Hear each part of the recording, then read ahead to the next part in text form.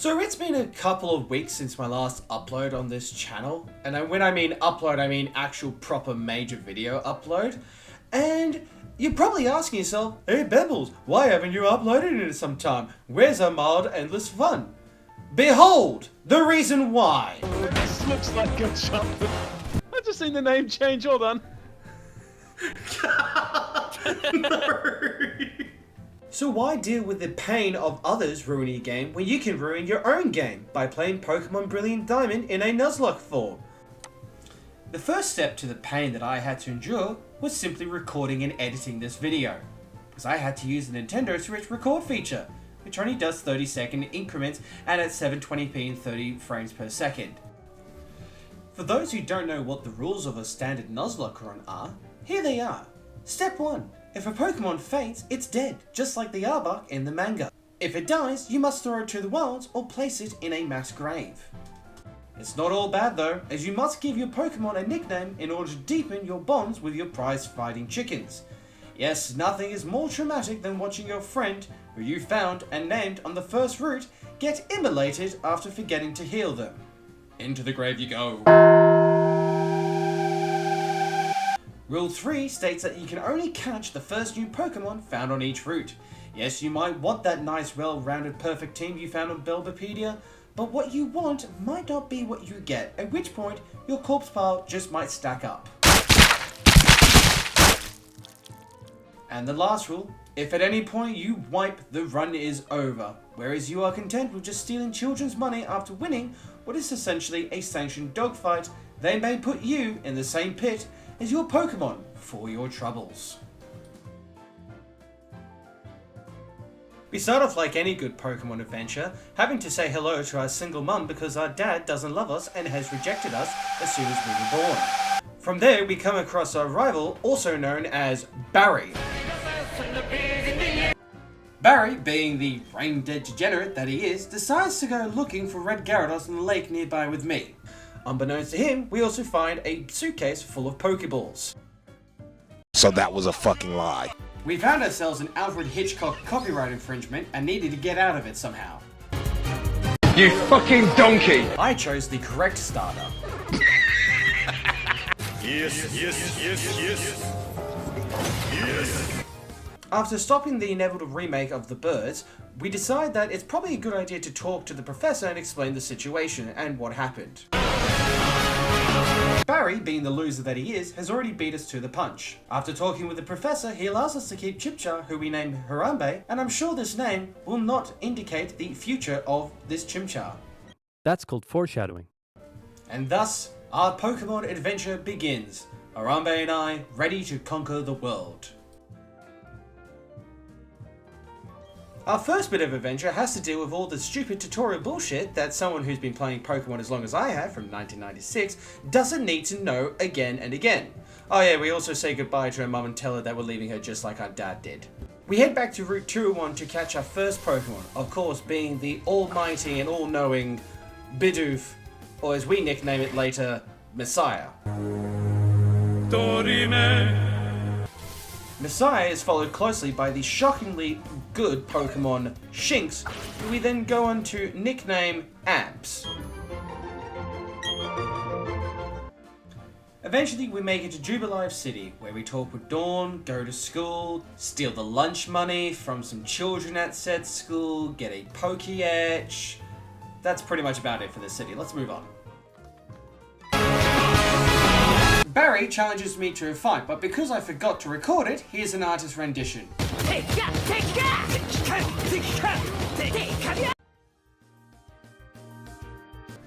After taking out the trash, and the trash being Barry, we come across our third Pokemon in the wild, an Abra on Route 203, who we nickname Daspoon.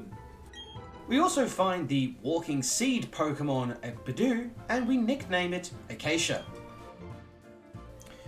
With the ragtag team that I had acquired, I entered Oreburgh City feeling proud of the fact that I had caught so many Pokemon already. And I also went and caught myself a Geodude who I called Bolding because, you know, no hair. We promptly dumped Bolding in the box thinking we'd never have to use him again. Oh, how little did I know. And left to go find the gym leader to bring him back and make him do his actual job. whilst in the process catching a Zubat who he promptly called Dickhead. We found Rourke breaking rocks as a punishment for his many crimes in the past. We explained to him how much of a dumbass he was, why he didn't just use Rock Smash to get out of his prison, which he then proceeded to do. The gym was open, and now it was time to bully more school children to giving me their school lunch money. It went about as well as you expect it would for them. Rourke celebrated his prison escape by challenging me to a gym battle. Unfortunately for him, he should have stayed in the prison. Acacia was sent out and easily wiped out his Geodude and Onix. Acacia was so good at taking out Rourke that you could say that it was just rocking on with the job. Rourke didn't seem to appreciate that joke, and it almost killed Acacia with one swift bulldoze. However, I showed him what it's like to unlive a Pokemon, and promptly killed Cranidos. Rourke was defeated, and Harambe decided that it was time to evolve into his next form. I'm sure he has many more battles to prove how awesome he really is to me. Returning to Jubilife saw us with the first interaction with Team Galactic, and I asserted dominance over them by wiping the floor with them.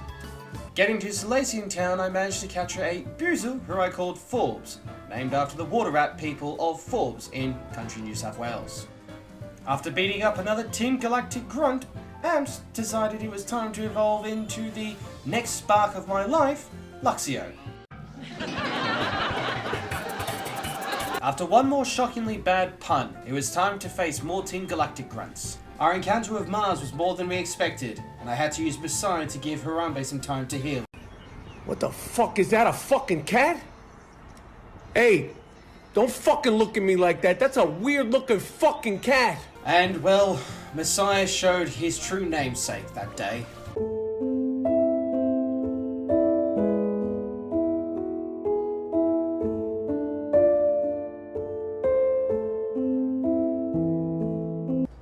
Yes, very sad. Anyway. Harambe came out and made sure that he wasn't the Judas of the group, and destroyed Perugly in one swift punch. After the Perugly fainted, Mars sent out Zubat, who is promptly zapped away by Amps. After Mars, we realized that we needed to be stronger, faster, so we grinded and Despoon evolved into Kadabra. Got through Turner Forest with the Pocket Healer at our side, made several fishermen question their life decisions on what Pokemon they were using, and we also managed to find a lovely gentleman online who was able to evolve Despoon for us with a trade evolution.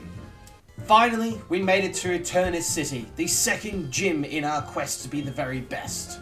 Harambe decided that it was time to speedrun the entire gym, wiping the floor with every single grass-type Pokemon there was. And then we got to Gardenia. Unfortunately, during the fight with Gardenia, Harambe got a bit out of control.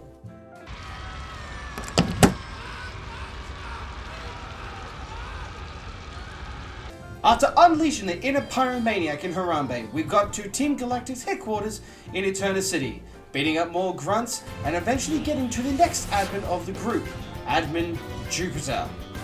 Jupiter, like Mars, also had an annoying Pokemon herself in the form of Skuntank, that literally shoots fire out of its goddamn tail. Unfortunately, Skuntank caused so much damage to some of my Pokemon, I needed to heal one of them, and Dickhead had to go in to help out the team. Unfortunately for Dickhead, this was probably going to be the only time that it was ever used, as its sacrifice was not in vain.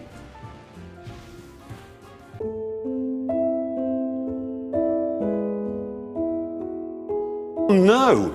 Anyway. Harambe came out in the end of the battle for another clutch win, destroying Skuntank in one final swift hit with Flame Wheel. And with that defeat of Jupiter, we knocked her off Mount Olympus and walked out of the Galactic headquarters with our head held high, knowing that we had once again defeated them, but had lost a valued team member in the process. At this point, we brought Balding into the team, and again, I never thought I'd have to use him. We went and got ourselves a bike, and then we got ourselves the Explorer kit. The underground was amazing, Pokemon everywhere, getting rare gems and fossils, but then we realized that the underground is actually kind of dangerous, with Pokemon around the levels of 28 and 29. but I saw this as a perfect opportunity to actually try and evolve Acacia. For those that don't know, Acacia evolves by increasing its happiness meter, especially with that of the trainer. Now you can increase Budu's happiness by giving it drugs or leveling up in battle. The problem is, raising a Pokemon's happiness takes fucking forever. So I decided what any good Pokemon trainer would do. I'd get rid of Acacia and swap it out for its evolved form of Roselia here in the underground. Unbeknownst to me, Gardenia had survived the fire that Harambe had caused and put a contract out on him. Clearly, I should have locked the windows and not just the door. The Roselia dealt the most devastating blow to our team so far.